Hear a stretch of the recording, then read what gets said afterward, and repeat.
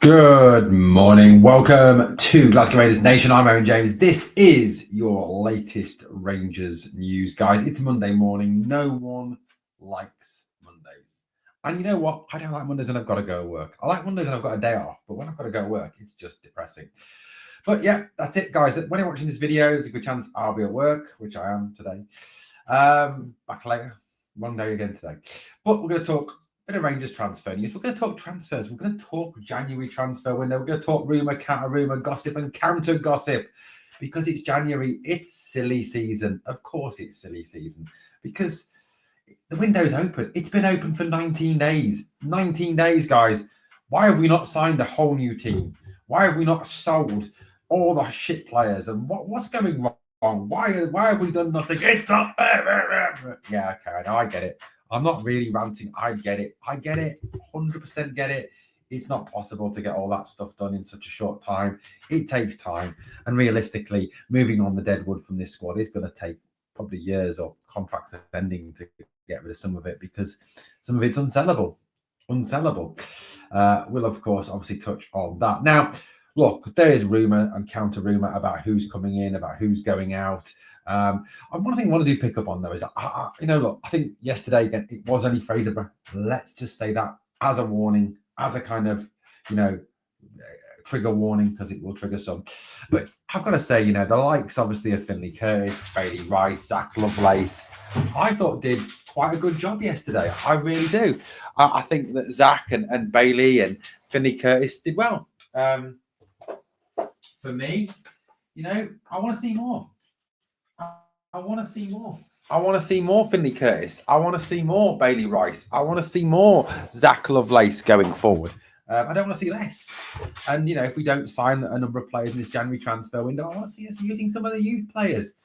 I think they can hack it. I'll be honest with you. I think Finlay Curtis can do as good a job, if not better, than Ravi Matondo.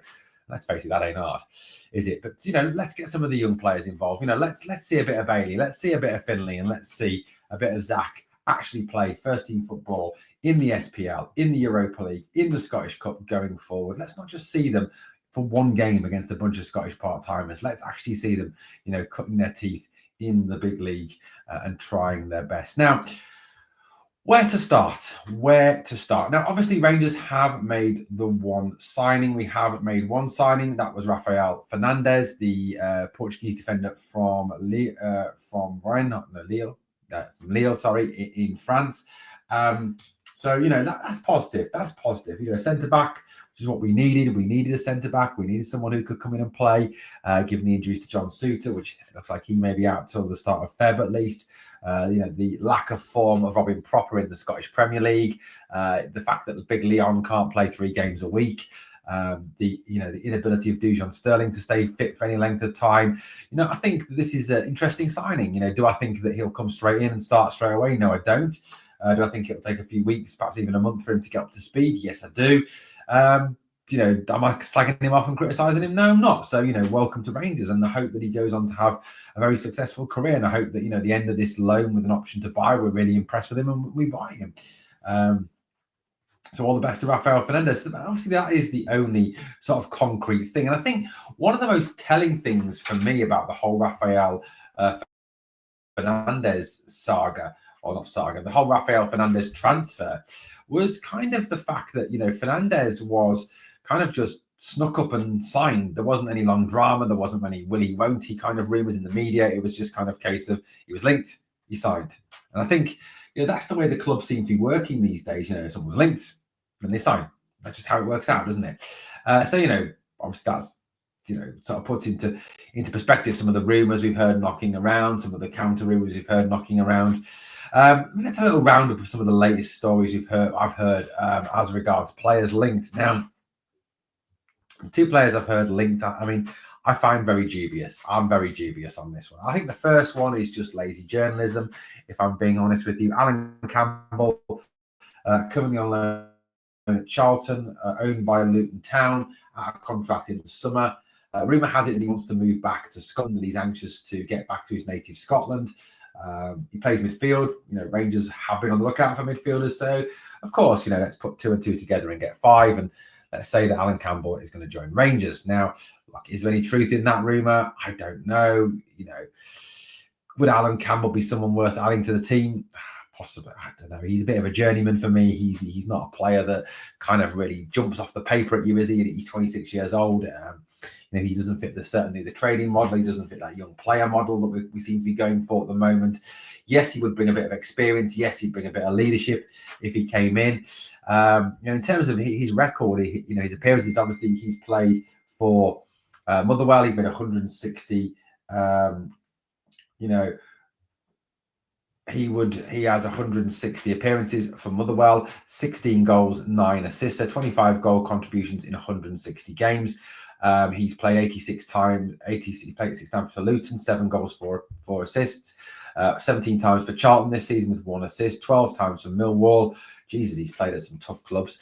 Charlton and Millwall, right in the shit heart of London, that is. And obviously for Motherwell's reserves. So, he's played for a fair few teams, but never really at any sort of high level. He's never really gone on and kind of kicked on at all, has he, since his Motherwell days? With the greatest respect to Charlton, to Millwall and to Luton, it's hardly kicking on, is it? And having a sort of stellar career south of the border. Not that I'm, dissing Millwall, or I'm scared I'm going to get beaten up for that, or dissing Charlton, or dissing Luton. Well, actually, I'm dissing Luton. Luton's a shit little club and it's a shit little town. It's a bit of a joke. But, I think that overall, he's hardly really kicked on. And it's not a link that massively impresses me, to be perfectly honest with you. He's not a player that massively impresses me. He's not a player that kind of jumps out off the page at me. So I don't know. I just feel, for me, he's not a realistic option. I genuinely believe that this link to Campbell is kind of lazy journalism. It's kind of, he wants to move back to Scotland. Rangers need players. All put 2 and 2 together. Get 5. Get clicks from Rangers fans. Rangers fans will read it. That, for me, is kind of where this one comes from. So I'm going to pour a whole lot of cold water on this one and say that it is very, very unrealistic, and I don't think it's a go at all. I really don't.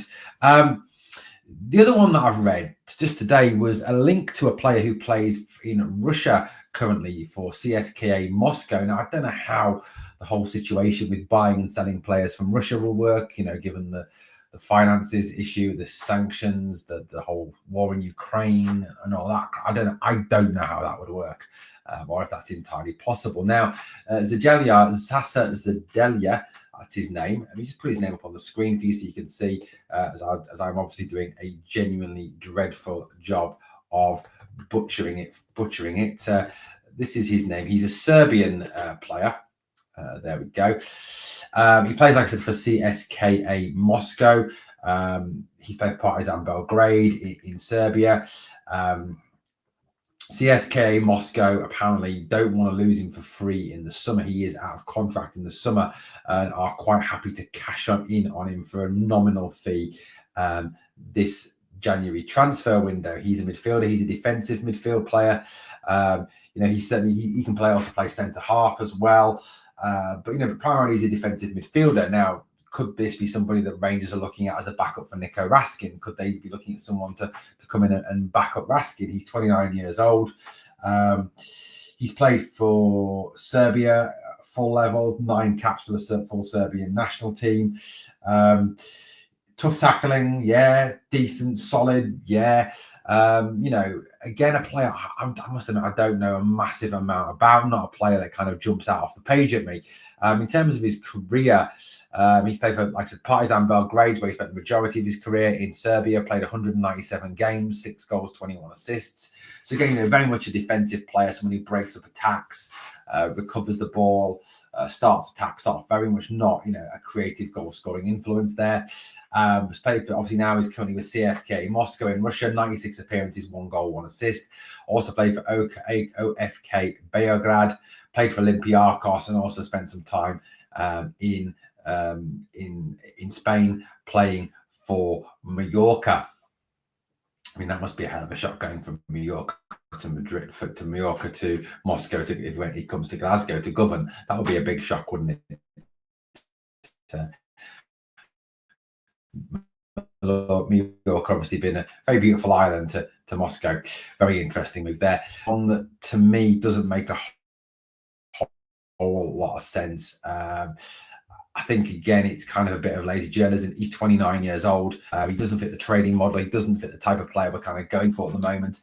I can't see us spending money on a player that we're not going to get anything back on.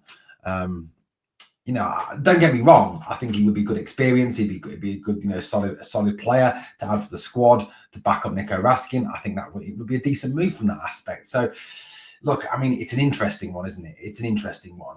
I don't think there's a lot in it, but it's out there. It's out there, and it was worth looking at him to see what sort of player he is. There we go. That's a little bit about him anyway. So, look, what else have we got going on at the moment? Obviously, Lyle Cameron, still ongoing talks apparently over that pre-contract. That seems to be the thing that is in the offing. Not a move in January, but certainly a pre-contract ready for the summer. I think there'll be obviously a lot of kind of behind closed door stuff going on about that. There'll be a lot of kind of hush-hush stuff. I don't think we'll hear anything official or anything at all until the clubs actually make it official, if it is going to happen at all. But I've had a lot of people questioning, do we need Lyle Cameron? Is he the sort of player we need?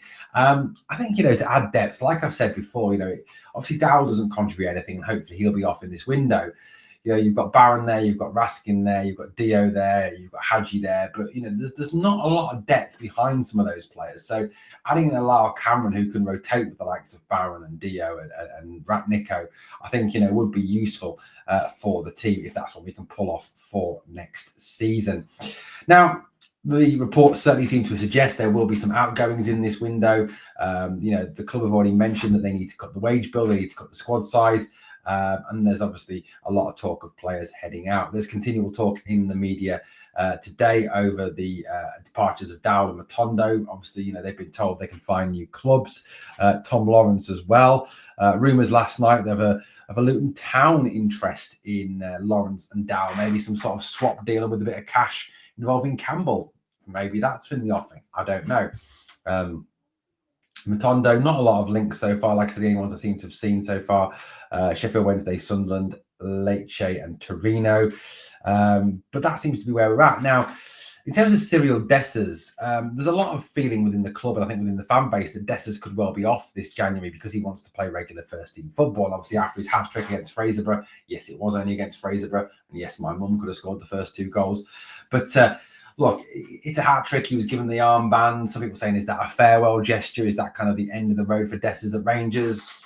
I don't know. I genuinely don't know. Now, after the game, Philippe Clement was questioned about the Dessers situation. This is what he said. He says, we will see if he leaves. He needs to be replaced by somebody of at least the same quality. That was Philippe Clement discussed Cyril Dessers' Rangers' future, speaking in his post-match press conference. That was reported, obviously, by Joshua Barry of Rangers Review, who is at the press conferences. But we will see if he leaves. He needs to be replaced by someone of at least the same quality. So, Big Phil making it clear that, that if Dessers is allowed to go in January, we need at least another striker in, someone of the same quality. Insert your own jokes here. I've already done mine. I'm not going to do any more because I'm fed up getting slagged off. I'm taking the piss out of Dessers.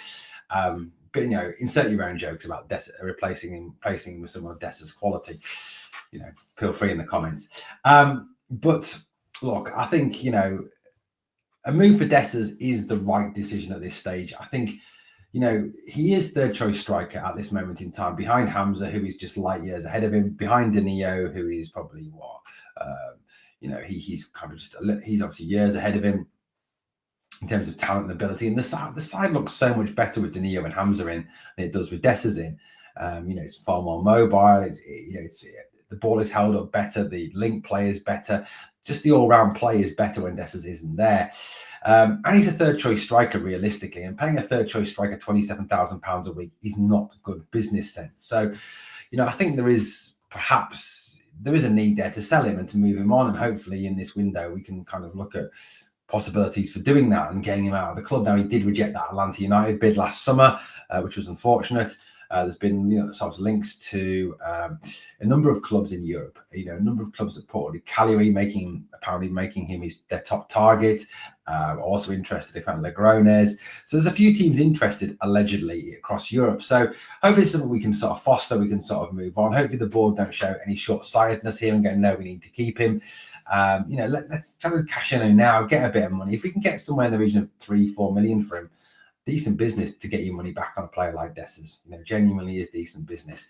You're not going to get any more really, but that's where we're up to, kind of thing with the transfers. It's a bit of a disappointing window, isn't it? Usually we've had some really exciting links and lots of stories to talk about and cover as regards transfers, but it's been a very quiet window so far.